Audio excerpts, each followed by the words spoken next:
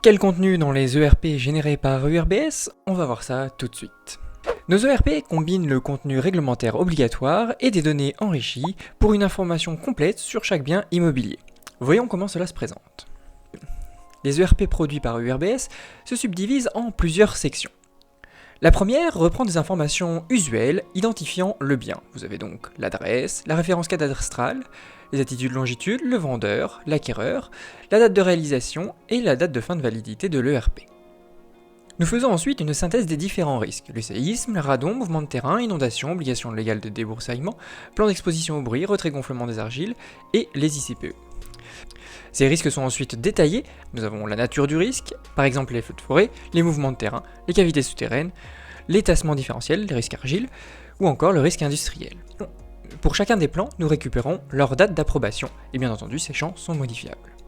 Cette synthèse est accompagnée de cartographie, par exemple ici pour les feux de forêt, pour les mouvements de terrain, ou encore les cavités souterraines, les tassements différentiels, ou le risque industriel.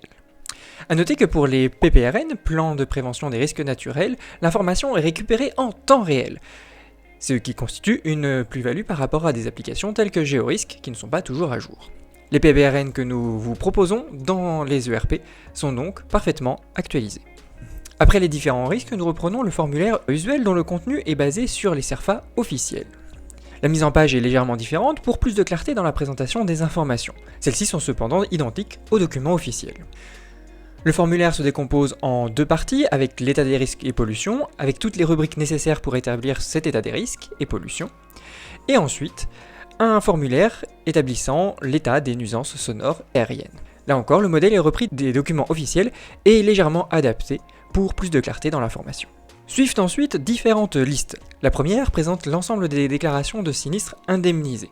Et ensuite, une liste des sites et sols pollués est réalisée. Elle inclut tous les sites issus des bases de données des anciens sites industriels et activités de service, de la base de données des sites et sols pollués ou potentiellement pollués, des installations classées pour la protection de l'environnement ou des secteurs d'information sur les sols. Enfin, pour satisfaire aux obligations liées à ce type de document, nous reprenons toutes les notices d'information liées par exemple ici au zonage sismique sur la commune, au zonage radon sur la commune, ou encore une fiche d'information sur les obligations de débroussaillement. Avec l'ensemble de ces informations, les ERP générés par URBS sont donc conformes à la législation, complets et présentent des données actualisées en temps réel. Si vous avez des questions, n'hésitez pas à vous reporter à la foire aux questions, dont vous trouverez le lien en description de cette vidéo. Merci d'avoir regardé cette vidéo, et à très bientôt.